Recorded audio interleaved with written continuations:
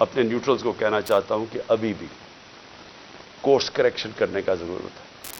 ابھی بھی راستہ درست کر لیں, کیونکہ یہ جو راستہ آپ نے پکڑا ہوا نا کہ خوف پھیلانے کا اور ڈرانے کا, دھمکانے کا, یہ بیک فائر کر رہا ہے. اس سے کوئی نہیں ڈر رہا, بلکہ لوگوں کے اندر نفرتیں بڑھ رہی ہیں. اور یہ حل نہیں ہے, حل صرف ایک ہی ہے, صاف اور شفاف الیکشن. کیا غلط کر رہے ہیں؟ آپ کو نظر آ رہا ہے کہ ساری قوم کدھر کھڑی ہو گئی جا کے, آپ کو پتہ چل رہا ہے, ہر جگہ آپ کو نظر آ رہا ہے. یہ جو مینار پاکستان میں کیا کیا, وہ پولیس سے پوچھیں جی یہ کیا کریں گے, جی اوپر سے حکم ہے. جدھر ہم پوچھتے ہیں کہتے ہیں جی پیچھے سے ہمیں حکم آیا ہے. تو حکم آیا کہ جناب جلسے کی ہم نے اجازت دی عدلیہ کے ذریعے, عدلیہ نے اجازت دی. 3 دن ملے وہ جلسے کی ساری پریپریشن کرنے کے لیے. کبھی پاکستان کی تاریخ میں مینار پاکستان کے جلسے پہ لاہور کو باہر سے بھی سیل کر دیا اور لاہور کو اندر سے بھی سیل کر دیا. یہ کبھی ہوا ہی نہیں ہے. جلسہ فیل کروانے کے لیے جو کوششیں کی گئیں, یہ تو اب اسی سے ہی آپ کو نظر آ جانا چاہیے کہ اگر آپ نے اتنا زور لگا کے جلسہ فیل کرنے کی کوشش کی تو وہ جو لاکھوں لوگ وہاں پہنچ گئے, وہ آپ کو کیا میسج دینے آئے تھے؟ وہ دینے یہ میسج آئے کہ جس راستے پہ آپ نکل گئے ہیں اپنی بھی تباہی کر رہے ہیں, ملک کی بھی تباہی کر رہے ہیں ساتھ. خدا کے واسطے آنکھیں کھولیں اپنی. یہ جس راستے پہ آپ نکل گئے ہیں یہ اس ملک کی تباہی ہے. اور اس لیے بجائے یہ ہمارے سوشل میڈیا کے بچوں کو اٹھانا, یہ ملک کی فیوچر ہے. بجائے یہ پولیٹیکل ورکر جو کہ یہ سارا اپنا ٹائم دیتے ہیں. مجھے یہ بتائیں, آپ نے سوچا ہے کہ یہ جو ورکرز کو اٹھا کے جیل میں ڈالتے ہیں, آپ نے کبھی سوچا ہے کہ ان کی فیملیز کا کیا بنتا ہے؟ یہ کہ ڈیلی ورکرز ہیں, ان میں سے یہ نظریاتی لوگ ہیں, پیسے والے نہیں ہیں. یہ ایک جذبے کے جنون کے لیے نکلے ہوئے ہیں. آپ ان کو پکڑ کے 2 ہفتے 3 ہفتے بند کر دیتے ہیں. سوچا ان کے گھروں میں کیا ہو رہا ہے اور اس سے آپ اچیو کیا کر رہے ہیں. تو میں اس پہ وائنڈ اپ کرتا ہوں کہ یہ جو ہیومن رائٹس وائلیشن آپ کر رہے ہیں اور یہ جو سارا ملک کو ان چوروں کو بچانے کے لیے ساری پالیسیز بن رہی ہیں, یہ اس ملک میں نفرتیں پھیلا رہی ہیں. اور یہ ہو سکتا ہے کہ یہ ہم سب کے ہاتھ سے نکل جائے. ابھی تک تو ہم جلسہ کرتے ہیں, پرامن کر کے واپس آ جاتے ہیں. ہر جگہ عمران خان کہتا ہے کہ ہم نے قانون کے بیچ میں رہنا ہے. ہر جگہ میں کہتا ہوں کہ ہم نے کوئی تصادم نہیں کرنا. ہر جگہ اپنے لوگوں کو روکتا ہوں جو انہوں نے ظلم کیا لوگوں کے اوپر, جس طرح مارا, جس طرح ذلِ شاہ کا قتل کیا, جو غصہ تھا سارا یہاں. بار بار کہتا رہا کہ کنٹرول کرو. بار بار قرآن کی ان کو وہ بتاتا ہوں کہ اللہ کو جو سب سے زیادہ پسند ہے مشکل وقت پہ صبر کرنا, ان کو میں درس دیتا ہوں. لیکن میں آپ کو یقین دلاتا ہوں کہ اسی طرح آپ چلتے رہے, یہ آپ کے سب کے ہاتھ سے گیم نکلنے والی ہے. یہ ادھر تک پہنچ جائے گی, آپ کوئی بھی کنٹرول نہیں کر سکے. اور اس لیے میں آخری بات پہ آتا ہوں کہ دیکھیں آج پھر ہمیں خبر ہے کہ 30-40 عورتیں زخمی ہوئی ہیں آٹے دینے کے اوپر, اور اب تک 8 عورتیں مر چکی ہیں یا لوگ مر چکے ہیں آٹے کے ڈسٹریبیوشن پہ. دیکھیں کوئی کسی کو سمجھ آ رہی ہے کہ ہم لوگوں کے حالات ہیں کیا؟ کرونا کے دوران جب لاک ڈاؤن ساری دنیا میں لگا اور نچلا طبقہ پس گیا, ہم نے تب 14,000 روپے ڈسٹریبیوٹ کیا. کبھی آپ نے اس طرح کا سین دیکھا تھا؟ کس طرح ہم نے ان کی عزت نفس اس کو بچایا.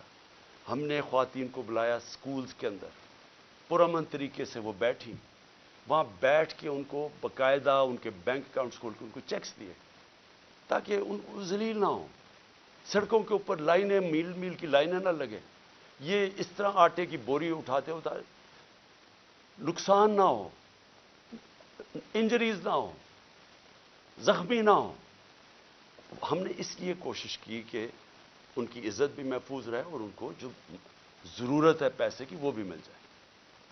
پہلے تو اس سے نظر آتا ہے کہ ان کو سوائے پبلسٹی کے, یہ صرف اور صرف چیپ پبلسٹی کے لیے, اس سے زیادہ ان کو کوئی فکر نہیں ہے معاشرے کی. دوسری بات یہ کہ کیا ہم اندازہ لگا رہے ہیں کہ جس طرح کی 11 مہینے میں تباہی مچی ہے اس ملک کے اندر, یعنی جس طرح کی مہنگائی آئی ہے اس ملک میں, پاکستان کی تاریخ میں کبھی ایسی مہنگائی نہیں آئی.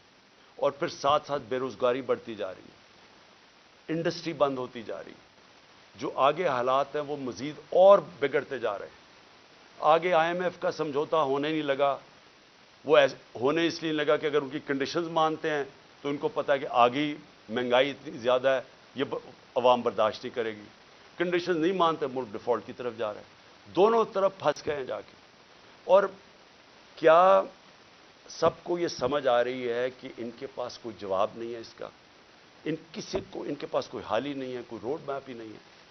اور یہ مزید جو معاملہ بگڑے گا, اور یہ جو لوگوں کے جو ہمارا عام کم از کم 10 کروڑ پاکستانی ہیں جن کی اس وقت زندگیاں مشکل میں پڑتی جا رہی ہیں, جو سب سے نچلا طبقہ ہے, تو کیا اندازہ ہے کہ یہ کیسے گزارا ہوگا, آگے کیا ہمارے پاس راستہ کیا اس سے نکلنے کا.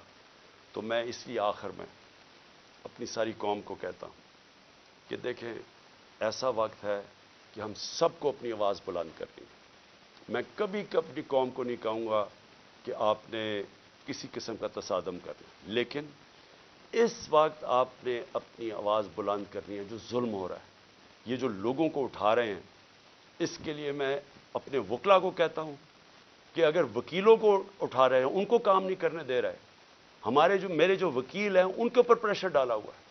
اگر وکیل کام نہیں کر سکتے, اور پھر میڈیا کو میں کہہ رہا ہوں کہ سوشل میڈیا یا میڈیا سے جو کیا ہے, جو انہوں نے ارشد شریف اور ان سب لوگوں سے کیا ہے, اگر میڈیا والے لوگ اپنا کام نہیں کر سکتے, اگر میڈیا ہاؤسز جس طرح بول کو بند کر دیتے ہیں, جب ہماری عمران خان کی کوریج نہیں آئی تو کیا فرق پڑتا, سوچ آ جاتی ہے.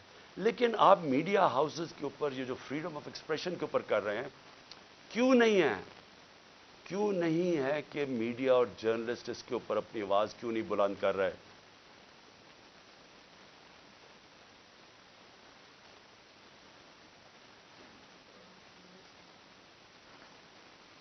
اور کیوں نہیں کہ یہاں ٹاپ صحافی جو سمجھتے ہیں کہ اس ملک کی جمہوریت خطرے میں, کیونکہ اگر آزادی رائے ختم ہوگی, جمہوریت گئی, تو وہ کیوں نہیں آواز بلند کر رہے؟